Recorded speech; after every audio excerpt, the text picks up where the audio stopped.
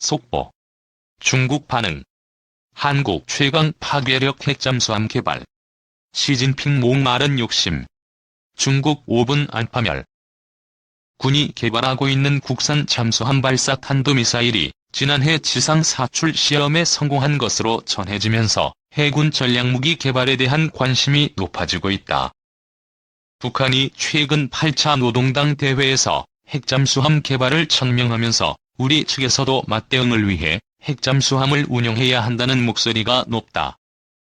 다만 전략무기의 특성상 이를 둘러싼 정치외교적 환경으로 인해 쉽지는 않아 보인다. 핵무기와는 다른 핵잠수함 몇 달을 바닷속에 숨어 지내다 정확한 목표 타격.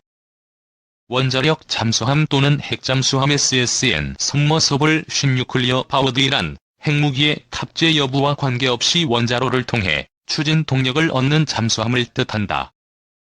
원전이 핵연료를 쓰긴 하지만 핵무기와는 다르듯 핵잠수함도 핵무기와 다르다. 내연기관을 사용하는 기존의 재래식 잠수함은 주기적으로 수면 위로 부상해 엔진을 돌려 축전지를 충전하는 과정이 필요하다.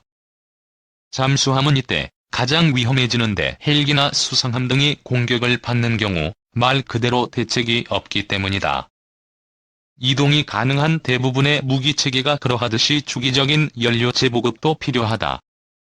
핵잠수함은 이런 과정이 필요 없이 자체적으로 물과 공기를 만들어 이론적으로 수십 년 동안 무제한 잠항이 가능하며 승조원의 피로와 식량 문제 등을 감안해도 몇 달 동안은 바닷속에서 계속 숨어 지낼 수 있다. 대잠전을 치르려면 해상 초계기 또는 같은 잠수함 등이 위치를 탐지한 뒤 어뢰 등으로 공격해야 한다. 때문에 북한의 잠수함 위협에 대처하기 위해 핵잠수함이 필요하다는 목소리가 크다. 전략 핵무기를 탑재한 핵잠수함을 SSBN이라고 부른다. SSBN은 2차 보복 능력을 골자로 하는 상호 확증 파괴를 지탱하는 중요한 역할을 한다. 즉 한 나라가 다른 한 나라에 핵공격을 가하더라도 잠수함은 살아남아 핵보복을 할 수 있기 때문에 결과적으로 어느 나라도 선제 핵공격을 하지 못하게 된다. 미 해군은 현재 적의 함대를 상대하는 공격용 잠수함이든 전략 핵무기 탑재를 위한 SSBN이든 재래식 잠수함 없이 핵잠수함으로만 잠수함 전력을 구성하고 있다. 전 세계를 대상으로 작전을 펼친다는 점 등을 감안해서다. 꼭 핵무기가 아니더라도 이런 식으로 바닷속에 숨어 있다가 미사일로 지상의 목표를 정확히 타격하는 능력은 공포 그 자체다.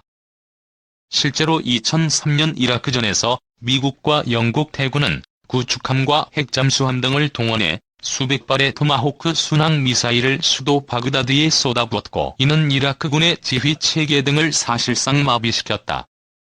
십수년 전무위로 돌아간 362 사업 국산 SLBM은 수중 사출 시험만 남겨. 과거 노무현 정부는 핵잠수함 보유를 비밀리에 추진했다.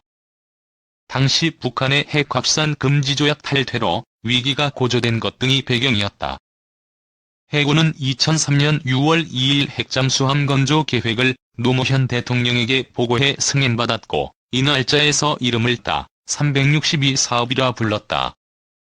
하지만 2004년 국제원자력기구가 한국원자력연구원의 우라늄 농축 비밀 실험에 대한 사찰을 통보하면서 파장 등을 고려해 362 사업은 유야무야됐다.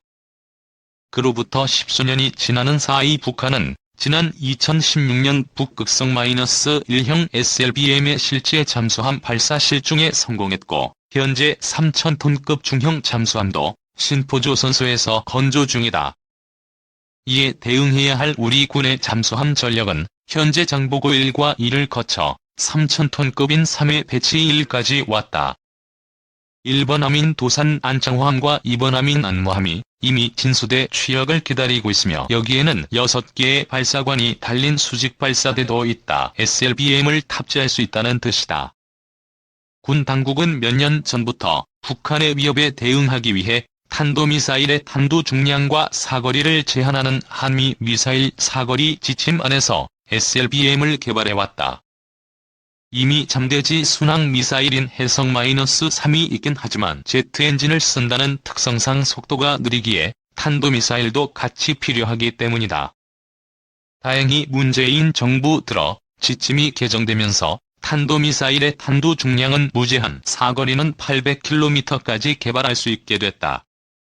그리고 지난 13일 정부 소식통 등에 따르면 군 당국은 지난해 국산 SLBM의 지상 사출 시험에 성공하고 올해 수중 사출 시험을 앞두고 있다.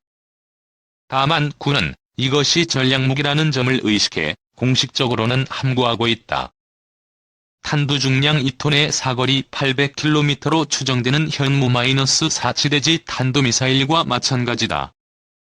국방부 부승찬 대변인은 14일 정례 브리핑에서 관련 질문에 우리 군은 그동안 전력 현대화를 통해 북한의 단거리 미사일 등에 대한 대응 능력을 갖추고 있고 앞으로 이를 더욱 보완할 계획이라고 설명했다. 단위 전력에 대한 개별적인 확인은 제한된다고 했지만 부인은 하지 않았다. 원자력 협정엔 군사적 목적 안돼 우회할 수도 있다지만 외교적 문제가 큰 과제. 문재인 대통령은 대선 후보 때부터 핵잠수함이 필요하다고 역설해왔다.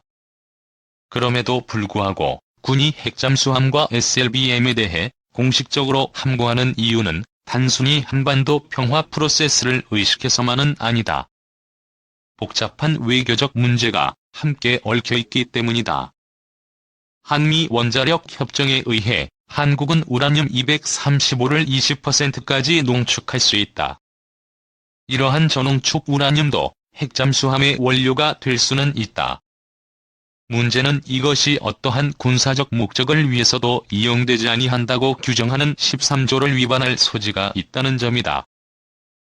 실제로 카이스트 원자력 및 양자공학과 이정익 교수는 지난해 11월 한국해양전략연구소의 김즈 페리스코프에 실린 글 우리나라 핵잠수함 개발에 대한 오해와 사실에서 국산화에 성공한 대형 상업용 원자력 발전소 설계, 제작, 건설 등의 기술은 모두 미국에서 출발한 기술을 기반으로 개발됐다며 이를 이용해 핵잠수함을 개발할 경우 미국의 시각에 따라서 이것이 평화적 목적이 아니라고 하면 협정을 위반한 것이 될 수 있다고 지적한다.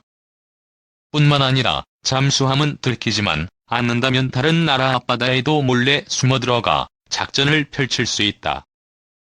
예를 들어 서해에서 잠수함이 800km 사거리를 가진 탄도미사일을 쏘면 평양은 물론이고 유사시엔 베이징도 타격할 수 있다. 미군은 특수부대도 잠수함을 통해 작전 지역에 투입하곤 하며 반대로 데려오는 일도 가능하다. 한국의 핵잠수함과 SLBM 개발을 주변국들이 경계하는 일이 그다지 신기하지 않은 이유다.